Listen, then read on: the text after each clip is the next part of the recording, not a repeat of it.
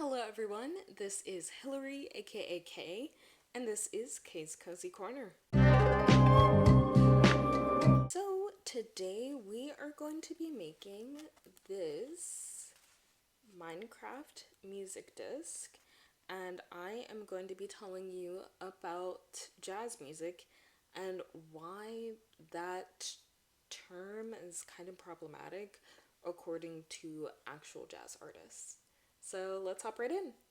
Okay, so let's get started with this coloring. So right now I'm going to start coloring this one, which is going to be black and white. This is Stall, and this is going to be my medium gray tone. And this marker is different from the other markers that I'll be using.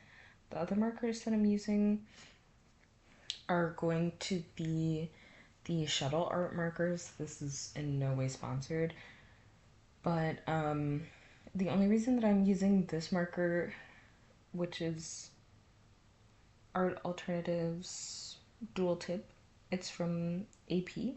Cool. A friend gave me this. I'm using this because there just weren't enough gray tones. Okay, so to start talking about jazz music and the history of jazz as a term. So, jazz started in the early 1920s in New Orleans. It was an art form that was born out of Black American music, a fusion of many different types of Black American music: soul music, ragtime, Negro spirituals, and it created this really unique, bouncy form of music that was not really quickly adopted into the mainstream, but it was eventually adopted into the mainstream. And jazz actually traveled pretty quickly because I don't know if you're familiar with a lot of the stuff that was going on in the early 1900s, but there were a lot of wars. And the US was participating in all of those wars, frankly. And Black Americans were enlisted, and they took their jazz with them to different countries, and jazz was able to travel across the globe and become immensely popular across the globe. This dries normal. I was really worried that this was going to dry so weird, but it's looking okay. It's looking okay. The reason that I'm doing this particular music disc from Minecraft, is because this is the one that's about jazz. This is a jazz music one. And I mean, a few of them have to do with jazz, but I really liked this one, so that's why I'm doing this one. I play Minecraft sort of every now and then, not with much frequency, just because I really don't like dying. And I'm really scared to fight any of those creatures. I'm just not emotionally strong enough to play it most of the time, so I don't. But I love it. I love the aesthetics of it. The music's always a bop, and I'm glad that they have these music discs, and then you can just listen to Minecraft music, and the Minecraft music is very cute. Yeah. Okay, so more on jazz. So jazz was a term that was coined in the 1920s. To be honest with you, black people did not really coin that term.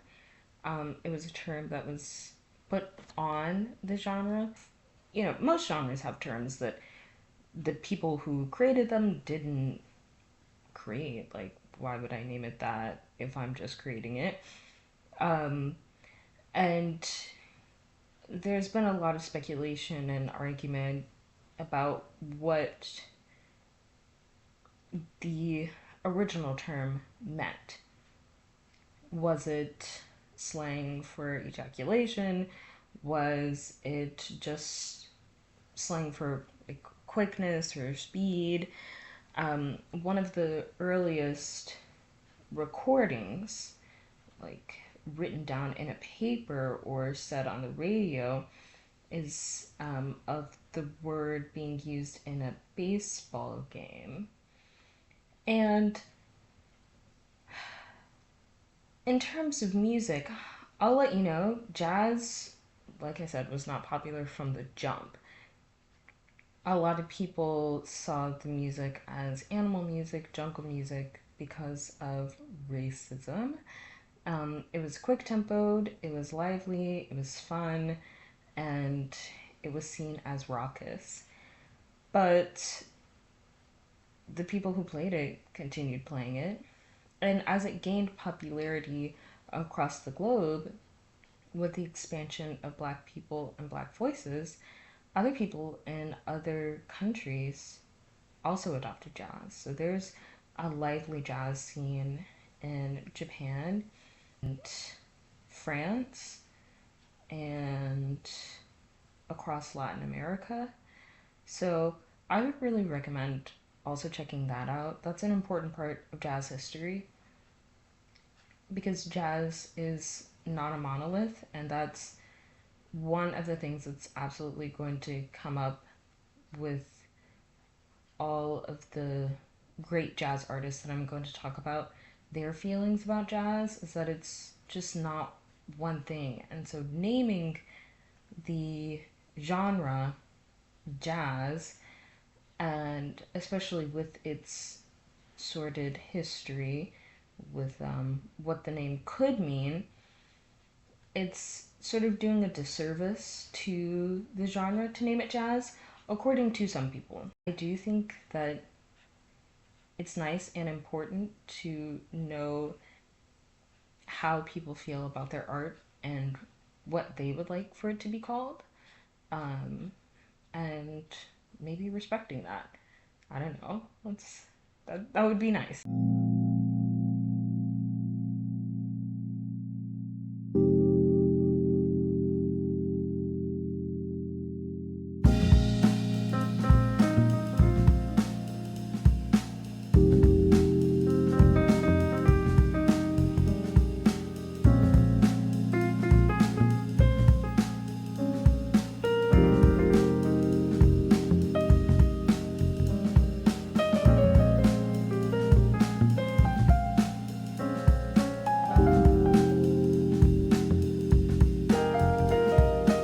Now, let's talk about one very, very famous man and his very vocal, um, very, I don't know if they're well known, but he had strong opinions about jazz music and what it should be called. So, Miles Davis was a musician and composer who lived from the 1920s until the 1990s. And he was an incredible artist. He played in big bands, he did solo work. I mean, he's a very well known jazz artist. He loved experimenting. Oh, this is less of a tile feel because the colors sort of run together. Okay, now it's two different colors. Uh-oh, is it peeling? Okay, y'all don't panic. Don't panic. I'm not panicking. Are you panicking? Don't panic. Okay, um, anyway, back to Miles Davis. Um, he was very vocal about the fact that he did not see his music as jazz music. He saw his music as, quote, social music. Um, and to some scholars today, he's not seen as a jazz artist but just a great artist because of all the stigma surrounding jazz as a term, not as a genre. So Miles Davis says that his music is all about conversation. His music is not necessarily just music to be performed and to make money. It's about talking about society and what's going on. And although I, some of his songs, oh no, that's okay, don't panic. Although some of his songs didn't have words, his music would always try to evoke emotion within the listener. And I will let you know, he is absolutely a very flawed individual. I am a firm believer that abusers should not be lauded as greats just because they did some stuff. And that also goes for Miles Davis. I'm going to try to fix that.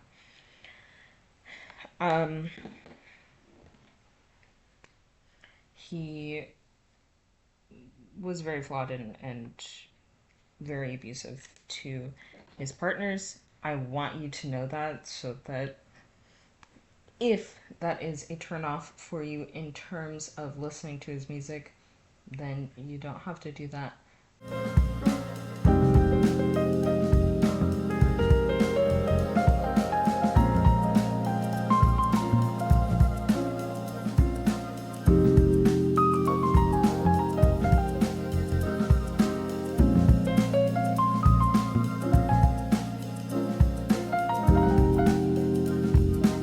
I have to let you know this. My art, similar to jazz, is all about experimentation and fun.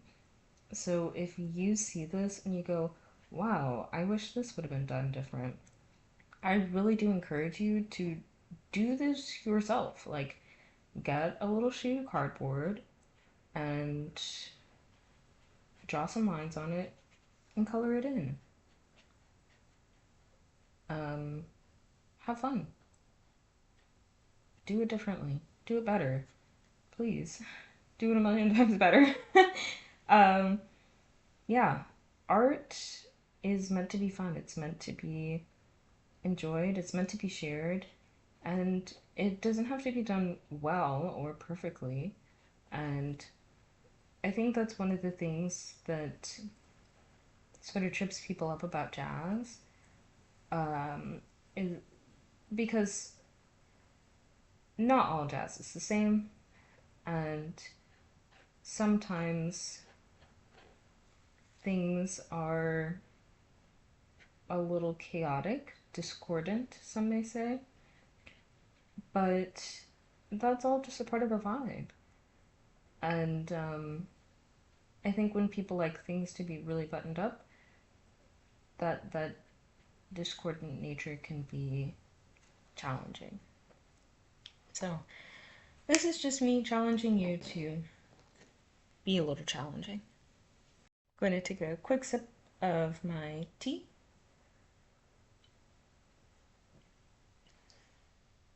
Delicious. I'm having black tea with a little sugar and milk. Now, I want to talk about Nina Simone. If you are unfamiliar, Nina Simone was a jazz singer who famously sang Feeling Good. If you're familiar with that song, it's commonly associated with James Bond now, because I think it was played in James Bond, or I don't know, I've never seen James Bond, but Nina Simone sang that song. So she was an incredible singer, an incredible artist, and an incredible activist. She was a woman who was not afraid of confrontation, and she always stood up for what she felt was right and what she felt was just. And I really admire that about her. I own some of her music on vinyl. I don't have anything to play that on, so I did also make a Spotify playlist, and I have some of her music on flash drives as well because I love physical media. But yeah, Nina Simone, incredible powerhouse. A lot of her music was about what was going on in society. It was beautiful, it was gorgeous, it was poignant, it was poetic, and I feel like people did not give her enough credit, to use a phrase that people use a lot nowadays. I don't think she was really given her flowers at the while she was alive. And in some of her interviews, she even said that she felt like people only compared her to other black artists. And she didn't say that because, she thought these other black artists were bad at their jobs, or that she was better than them. But she said that because she was classically trained and she was not being compared to any of her white, classically trained counterparts. And she was never afraid to call out racism or bigotry, discrimination, and I just really admire her for that. She was a stand up woman. She is quoted as saying, "To most white people, jazz means black, and jazz means dirt, and that's not what I play. I play black classical music." And that's going to be a phrase that you'll hear again, is the idea that jazz should be called something other than jazz, and that it should be black something music, something like black music. I do love the fact that Nina Simone in that interview really said, listen, I am my race, absolutely, but I'm not just that. I am classically trained, as well as being a black woman. And the fact that we're focusing on one thing while completely ignoring the other is racist.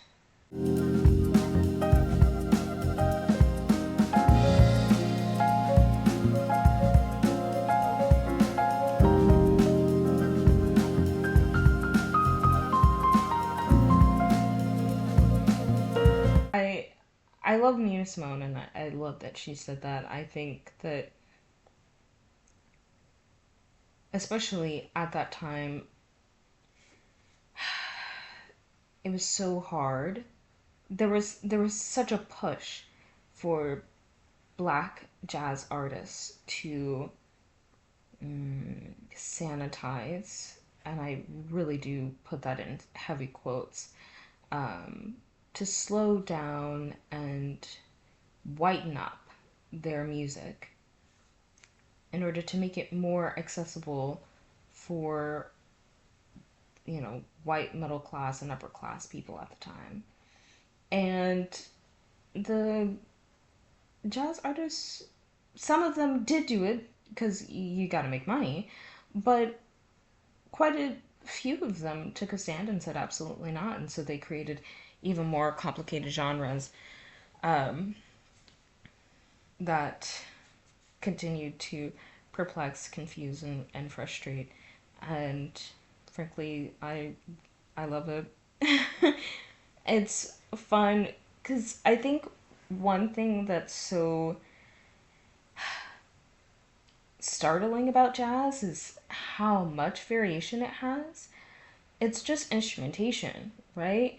But the jazz artists were always experimenting with new types of instruments, and they were experimenting with time signatures and with mutes, which are mutes are things that you can put on an instrument in order to distort the sound.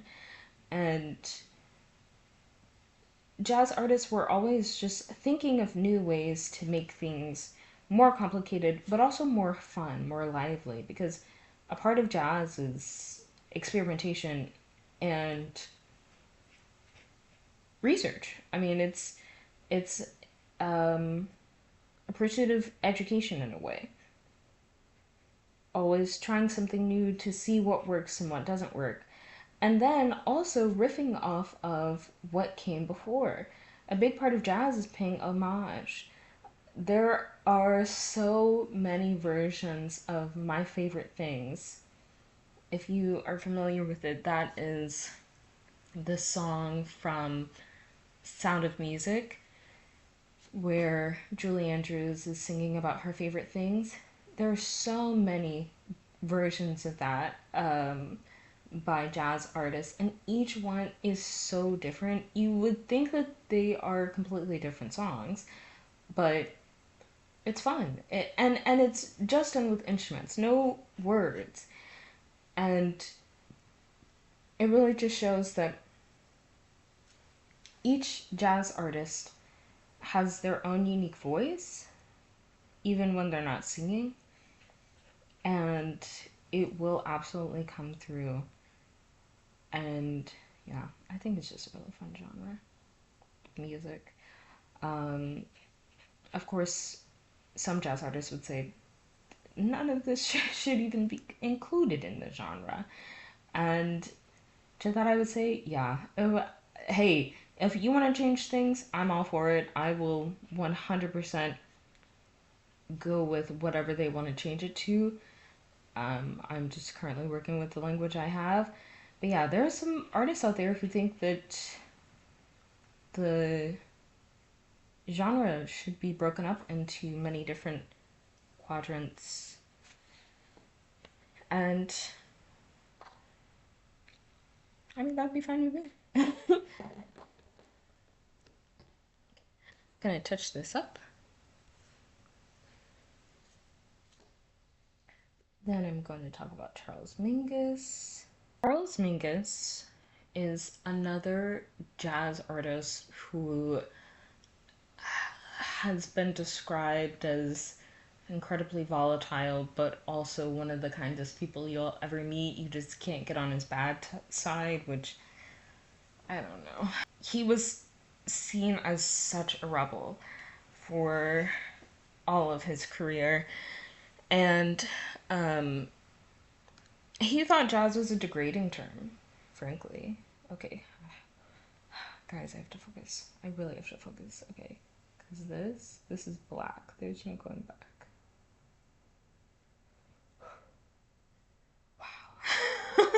Okay, according to Charles Mingus, he thought that because of the term and the connotation, jazz artists were too hung up on what the people wanted instead of playing from the heart, playing what they wanted.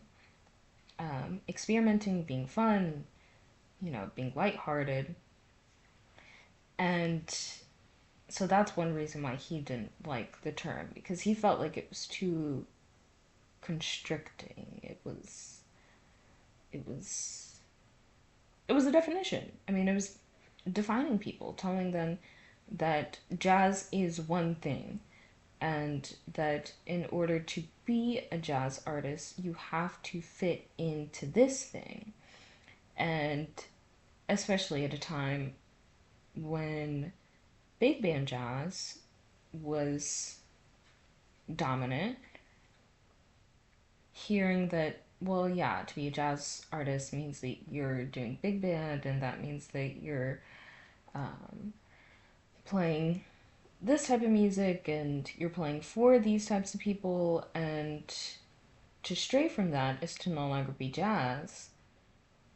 That was just silly to him. And then he sort of created his own kind of jazz, and then his music was then lumped into jazz. And I really don't know. I mean, I know how these artists felt about it. at the time. But if they were alive today, I wonder how they would feel seeing all of these types of music that have been placed under the jazz umbrella. Because it's vast. I mean, I start this essay off by talking about Thelonious Monk and Kenny G, two very different jazz artists, and yet they are both under the jazz umbrella. If you're unfamiliar with it, popular music is where we get pop music from. So pop music was popular music. And now pop music is meant to describe a certain kind of popular music, but it no longer necessarily means just popular music, right?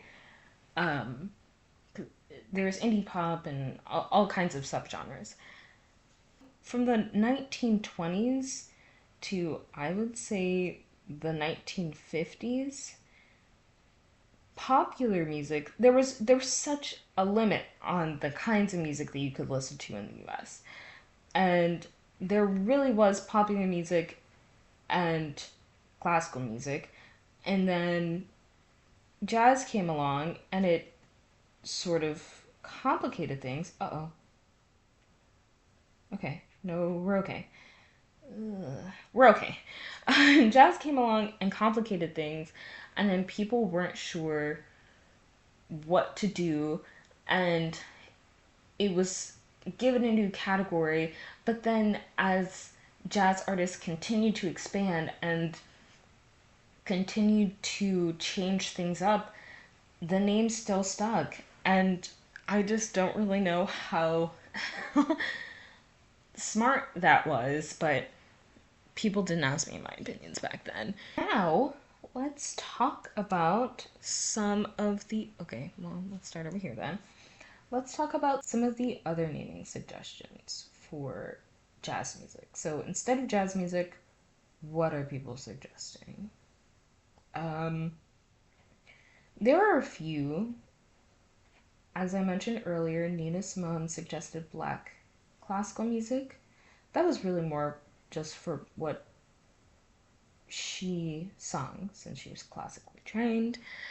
There were actually a few votes back in the day to see what jazz should be called. In the 1920s, early 1920s, there were some votes in a magazine, and some people thought, oh, we should call it crew cut, because at the time, classical music was called long hair, and jazz was seen as the antithesis to classical music. And I have to say, as a person today, looking back, jazz shares so much with classical music. I understand that there are technical reasons why that could be seen as the case, but when I listen to Beethoven or Tchaikovsky, I get a similar rush that I do when I listen to Thelonious Monk or Esperanza Spalding or to John Coltrane. So I think people back then really needed to take several seats. But then there was another vote, and people decided to call it syncopep. That didn't catch on, but I get where they're coming from. And since then,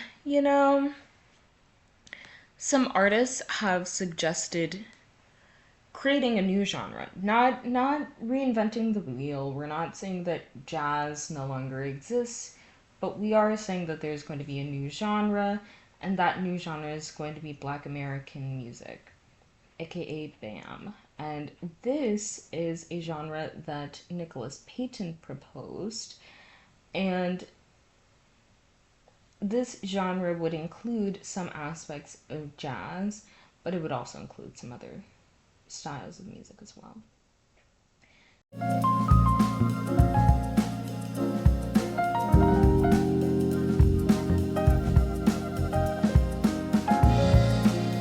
I hope genuinely one day that we do change jazz. I think it's become a little overarching. I would love to see it separated a bit into more genres. Uh, and I think if that happened, then there would be more jazz in the modern day. Not that there isn't. There are some people who make jazz. I'm going to shout out a guy from my undergraduate university, Ethan Brown. He makes some cool jazz. Um, I don't think he knew I was going to do that, but I really love his music, and so I would say definitely check that out. There's some really cool modern jazz artists, Esperanza Spalding, but also I don't think that you have to listen to modern jazz in order to appreciate jazz and in order to update it. Um, so yeah,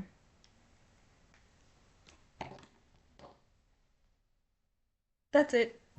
Thank you for listening. I really appreciate you sitting here while I talk about jazz as I colored in this wonky disc. I do want to let you know that this was my first one, so if it looks wonky, that's why, and it's also because my setup is pretty silly over here. But yeah, I appreciate this. If you want to read the essay that I'm referring to, I will link it in the description. So I hope that you enjoyed this.